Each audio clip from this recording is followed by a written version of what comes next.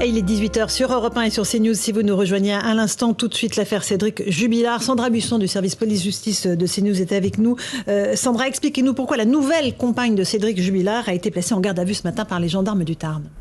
Alors, il faut savoir que cette femme de 44 ans est arrivée dans la vie de Cédric Jubilard très récemment. Cette femme, elle habite à quelques kilomètres de Cagnac-les-Mines. Ils se connaissaient de vue depuis quelques années. Et puis, lors d'une battue au mois d'avril, une battue pour rechercher des indices sur la disparition de Delphine Jubilard, ils se sont rapprochés et une relation amoureuse s'est tissée entre eux.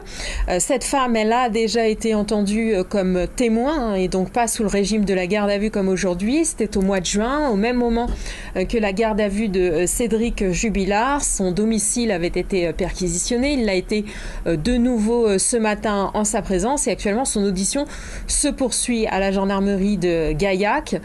Cette garde à vue, vous l'avez dit, elle est ouverte pour recel de cadavres. Ça veut dire que les enquêteurs pensent qu'elle a peut-être quelque chose à apporter à l'enquête sur des informations sur le lieu où pourrait se trouver le corps de Delphine Jubilard. Ils veulent savoir si peut-être Cédric Jubilard a laissé filtrer quelques indices, quelques pistes sur le lieu où il pourrait avoir déposé le corps de Delphine Jubilard, puisque les enquêteurs et les juges d'instruction sont persuadés que c'est lui qui est derrière sa disparition, d'où sa mise en examen au mois de juin. Cette femme, donc, qui, vous l'avez entendu de la bouche de son avocat, a toujours dit qu'elle n'avait rien à voir avec cette disparition et qui est donc en garde à vue depuis ce matin tôt. Et quel est le profil de cette jeune femme en quelques mots, Sandra Buisson ?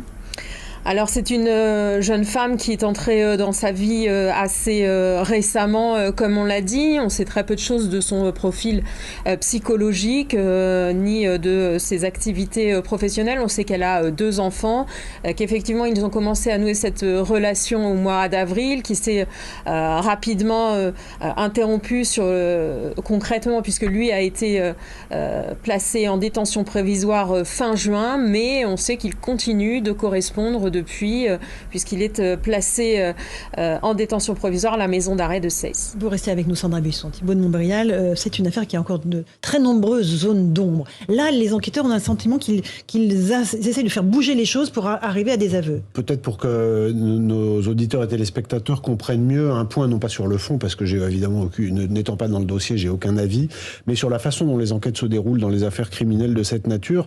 Quand on est dans le mystère, ce qui n'est pas toujours le cas, hein, souvent une enquête criminelle, on sait assez vite où on va. Là, on ne sait pas. Et les enquêteurs, il y a 2 temps qu'il faut distinguer. Il y a le temps du travail dans la discrétion, qui peut prendre plusieurs semaines ou plusieurs mois. Et quand un certain nombre d'éléments ont été rassemblés sur lesquels il est utile d'entendre les uns ou les autres, il y a des auditions et des gardes à vue qui se déroulent souvent en même temps pour pouvoir confronter les uns et les autres. Et concomitamment, il y a aussi des perquisitions. Donc apparemment, on est à une de ces phases de concentration des éléments de l'enquête où eh bien on met les uns et les autres face à des éléments matériels. Donc on va voir ce qui leur sort, mais si cette jeune femme a été mise en garde à vue, ça peut être parce qu'il y a des éléments très à charge, ça peut aussi mettre parce qu'il y a des doutes qu'il faut lever, ça s'appelle fermer les portes. Donc il est évidemment bien trop tôt pour en tirer des conclusions, mais ce qui est intéressant, c'est de voir qu'on est à un de ces carrefours de l'enquête qui vont permettre aux enquêteurs peut-être de prendre l'une ou l'autre des directions. Mais l'intitulé recel de cadavres fait froid dans le dos, évidemment, maître de Montréal. Oui, mais enfin, tant qu'on... Il faut bien, pour mettre quelqu'un en garde à vue, il faut une qualification juridique, mais cette qualification, elle peut tout à fait évoluer. Elle ne préjuge absolument de rien. C'est juste la qualification juridique qui est sans doute fondée sur des indices qu'ont recueillis les enquêteurs, sur lesquels cette jeune femme va s'expliquer. Et puis on verra, soit la porte est refermée, soit il y a plus de charges et on va plus loin. Mais c'est tout à fait prématuré de tirer une conclusion, c'est ça que je veux dire, de ce qui est en train de se passer. Ce sont des étapes normales sur une enquête qui est très longue. Oui. Alexandre Devecchio, non, mais moi je conçois que les enquêteurs aient besoin d'entendre les gens, parfois même peut-être de leur mettre la pression pour avoir des aveux ou des éléments, mais ça me pose toujours problème quand il y a une qualification juridique qui paraît je vais pas dire absurde parce que j'ai pas le dossier, mais on va dire surprenante. Un recel de cadavres quand il n'y a pas de cadavre, ça peut paraître surprenant, et je trouve que du coup ça laisse entendre que les policiers avaient besoin de l'entendre, avaient besoin d'une qualification, les gendarmes d'une qualification quelconque. Et voilà, ça questionne sur le fonctionnement de la justice malgré tout. Christian Proto, ça fait 1 an que Delphine Jubilard a disparu. On n'a aucun indice matériel. Comment est-ce possible à l'heure où la police scientifique a fait de tels progrès ? Parce que l'affaire s'est déroulée de telle manière que des éléments dont on pense, parce que bien évidemment on pense toujours qu'avec les traces ADN et tout, on peut tout trouver. Apparemment, il n'y a pas eu en dehors des indices graves et concordants, comme on dit, qui ont conduit à l'incarcération de Cédric Jubilard. Les indices qui auraient pu aller un peu plus loin, puisqu'il y a disparition, mais on ne sait pas dans quelles conditions. La disparition, au moins, elle est patente, puisqu'on ne retrouve pas sa femme. Donc, d'où le fait qu'il y a besoin de rechercher un indice majeur, qui est le corps de cette malheureuse. Et pour répondre un petit peu à l'interrogation d'Alexandre, je voudrais dire que quand on fait une saisine et qu'on ouvre, le juge d'instruction ouvre, c'est parce qu'il est obligé d'ouvrir pour avoir les éléments qui lui permettent et qui permettront aux gendarmes, aux enquêteurs, de faire des investigations. Parce que sinon, ça poserait un problème de procédure.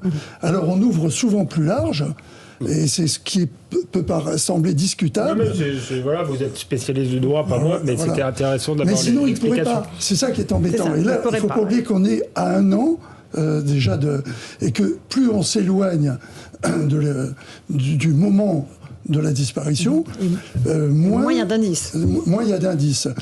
Je voudrais juste également dire que s'ils ont pris cette décision, c'est parce qu'elle a peut-être entendu ou supposé, on a supposé qu'elle avait entendu des choses dont elle n'a peut-être pas, elle, la traduction immédiate. Et que le fait de la mettre en garde à vue... Et donc sous pression. Dans le cadre d'une audition, permettra de révéler des choses qu'elle-même, puisqu'elle est en contact régulier avec lui, dont elle n'a pas réalisé l'importance, mais qui pourront servir à l'enquête. D'autant que l'on sait, dans les auditions précédentes, qu'il a dit des choses, si j'avais dû... on ne l'aurait pas retrouvé. Il y a des choses qui jettent le doute sur une personnalité qui pose problème. Alors, Thibault de Montbrial. Il faut juste quand même rappeler une chose, c'est que la garde à vue, c'est pas juste pour mettre la pression sur les gens. La garde à vue, c'est un statut protecteur. C'est un statut qui accorde aux gens contre lesquels les enquêteurs estiment qu'il y a des présomptions qu'ils ont pu participer à une infraction, sans qu'on sache à quel degré, eh bien d'accorder à ces gens-là des droits, le droit à un avocat, le droit à un médecin et le droit à être entendu avec une durée maximum. Donc c'est pas simplement pour mettre la pression. Et quand il n'y a pas d'indice du tout, il n'y a pas de garde à vue. Donc là, c'est pour ça que je disais, il y a 2 solutions. Il y a nécessairement des éléments que par hypothèse on ne connaît pas, puisque l'enquête est secrète, auxquels les enquêteurs ont estimé, évidemment sous le contrôle et la direction du juge d'instruction, que c'était le moment de confronter cette jeune femme, encore une fois, soit pour aller plus loin contre elle, soit pour fermer la porte et l'écarter de la liste des suspects. C'est l'un ou l'autre. Encore une fois, c'est un mécanisme normal, mais c'est pas juste pour mettre la pression au sens machiavélique. Alors, il n'y avait pas qu'elle qui était interrogée aujourd'hui, il y avait aussi 6 autres personnes, dont 2 anciens codétenus de Cédric Jubilard. Ça veut peut-être dire que là aussi, il a pu faire des confidences à ses codétenus. Christian Proto ? Oui, c'est courant. C'est courant. Ils sont en général en dehors des enquêteurs, bien évidemment, auxquels ils racontent pas leur vie, mais soit ils veulent se faire paraître, parce que dans le milieu carcéral, il faut être reconnu, et souvent ils parlent. Et il y a souvent des enquêtes qui sont reparties par des témoignages de codétenus qui ont apporté des éléments qui ont permis d'aller plus loin dans l'enquête alors qu'on était relativement limité. Alors ça fait partie... soit c'est des témoins qui sont venus d'eux-mêmes, soit c'est simplement parce que on veut, comme le disait Maître Montbrial, de fermer ce qu'on appelle les portes, qui est un mauvais terme, c'est qu'il y a un ensemble de possibilités, et pour être sûr qu'on ne s'est pas trompé, eh bien, il faut aller jusqu'au bout de l'investigation sur le sujet, sur un des sujets. Jean-Claude Dacier. Prudence, plus que jamais prudence, sur un dossier qui est compliqué. Moi, je partage les interrogations et la signification d'une garde à vue, mais néanmoins, recel de cadavre, c'est pas rien. Donc j'imagine qu'il y a quand même, de la part des enquêteurs et des magistrats, la volonté quand même d'essayer d'exercer une pression maximum sur cette jeune femme, si elle sait des choses. Moi, je ne peux dire, et je ne peux m'interroger et faire part de mes interrogations, et je ne veux pas aller au-delà.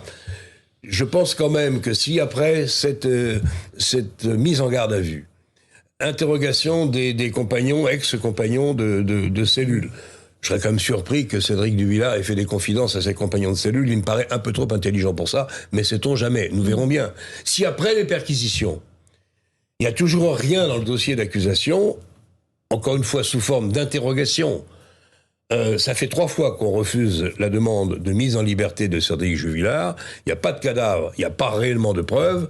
S'il ne se passe rien dans les 48 heures qui viennent, je ne sais pas comment les enquêteurs vont faire avec leur dossier, qui pour l'instant est quand même relativement vide. Thibault Nombrial. Moi je me garderais bien.